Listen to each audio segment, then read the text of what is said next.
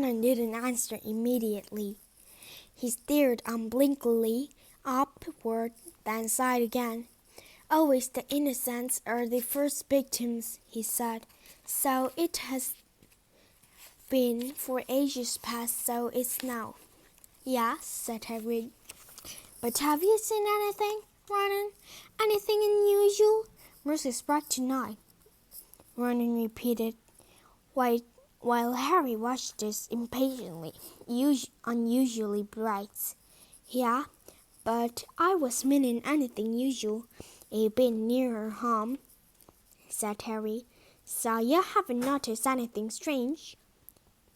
Yet again, Ronan took a while to answer. At last, he said, the forest hides many secrets.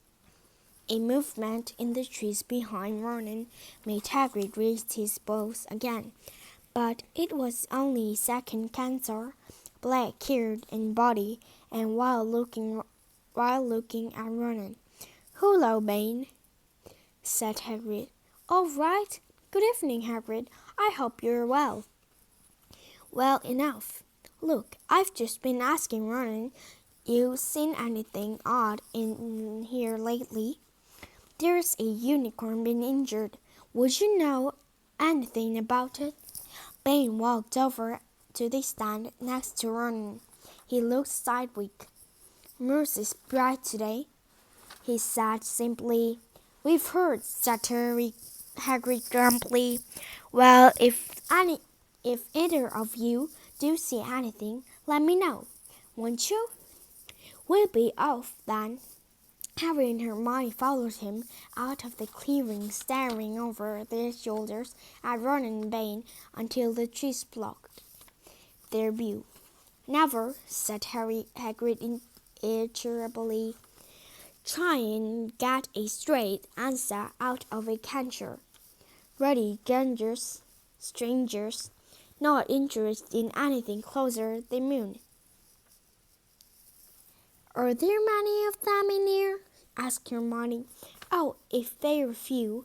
Keep themselves to themselves mostly, but they're good enough about turning up if everyone wants to work. They don't mind cantors. They know everything. Just don't let on much." "Do you think that was a cantor we heard earlier?" said Harry. "Did that sound like hooves to you? No? If you ask me, that was what's been killing the unicorns. Never heard anything like it before." They walked on through the dense dark trees. Harry kept looking nervously over his shoulder. He had the nasty feeling they were being watched. He was very glad they had Hagrid and his crossbows with them. They had just passed a bend in the path when Hermione grabbed Hagrid's arm. "Hagrid, look, red spirits! The others are in trouble." "You two wait here," Hagrid shouted. "Stay on the path. I'll come back for ya." They heard him crashing away through the undergrowth and stood looking at each other, very scared, until they could hear anything but the rustle of leaves around them. "Do you think they've been hurt too, do ya?" whispered Hermione.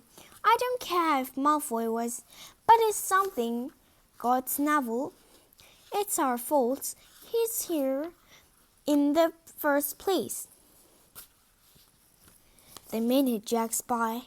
Their ears seemed sharper than usual, cracking twig. What was going on? Where were the others? At last, a great crunching noise announced Harry's return. Malfoy, Neville, and Fang were with them. Hagrid was fuming. Malfoy, it seemed, had sneaked up behind Neville and grabbed him as a joke. Neville had panicked and sent up the sparks. "We'll be lucky to catch anything now, with the records of you two we're making." "Right, we're changing groups, Neville," You stay with me and Hermione. Harry, you go with Fang and this idiot. I'm sorry, Hagrid added in a whisper to Harry, but he'll have a harder time fighting you, and we've got to get this done. So Harry set off into the heart of the forest with Malfoy and Fang. They walked for nearly half an hour, deeper and deeper into the forest, until the path became almost impossible to follow because the trees were too thick. Harry thought the blood seemed to be getting thicker. There were splashes of roots of a tree, and though the poor creature had been thrashing around in pain close by, Harry could see a clearing ahead through the tangled branches of an ancient oak. Look, he murmured, holding out his arm to stop Malfoy. Something bright white was gleaming on the ground. They inched closer. It was a unicorn, all right, and it was that. Harry never seen anything so beautiful and sad. Its long, slender legs were stuck out at old angle where it had fallen, and its mane was spread pearly white on the dark leaves. Harry had taken one step forward when a slithering sound made him freeze where he stood. A brush on the edge of the clearing quivered. Then, out of the shadows, a hooded figure came crawling across the ground like something stalking beast. Harry, Malfoy, and Fang stood transfixed. The cloaked figure reached the unicorn, lowered its head over the wound in the animal's side, and began to drink its blood. Ah!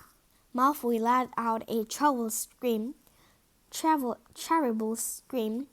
and bolted. So did Fang. The hooded figure raised its head and looked right at Harry. Unicorn blood was dribbling down its front. It got to its feet and came swiftly toward Harry. He couldn't move for fear. Then a pain like he never felt before pierced his head. It was as though his skull were on fire. Half blinded, he surged backward. He heard hoofs behind him, galloping, and something jumped clean over Harry, charging at the figure. The pain in Harry's head was so bad he fell to his knees. It took a minute or two past. When he looked up, the figure had gone. A cancer was standing over him, not worn nor bane. This one looked younger. He was white blonde hair and a palimo-white body. "Are you all right?" said the cancer, pulling Harry off his feet. "Yes, thank you. What was that?" The cancer didn't answer. He had astonishing blue eyes, like pale shapers. He looked carefully at Harry, his eyes lingering on the scar that stood out, livid on Harry's forehead. "You're the Potter boy," he said. "You had better get back to Hagrid. The forest is not safe at this time, exactly for you. Can you ride? It'll be quicker this way.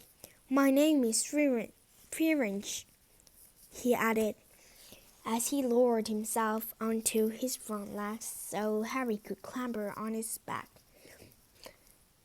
Then there was suddenly a sound of more galloping from the other side of the clearing. Ron and Bean came bursting through the trees, their flanks heavy and sweaty. "Fearance!" Bean thundered. "What are you doing? You have a human on your back. Have you no shame? Are you a common mole?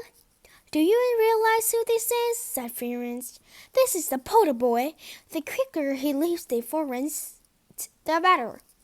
"What have you been telling him?" growled Bane. "Remember, Florence, we're the sworn not to set ourselves against the heavens. Have we not read voices commanders movements of the planets?" Vernon pawed the ground nervously. "I'm sure Florence thought he was acting for the best," he said in a gloomy voice.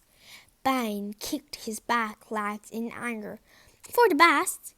What has that to do with us? Cantors are concerned with what was being foretold. It's not our business to run around like donkeys after stray humans in the forest."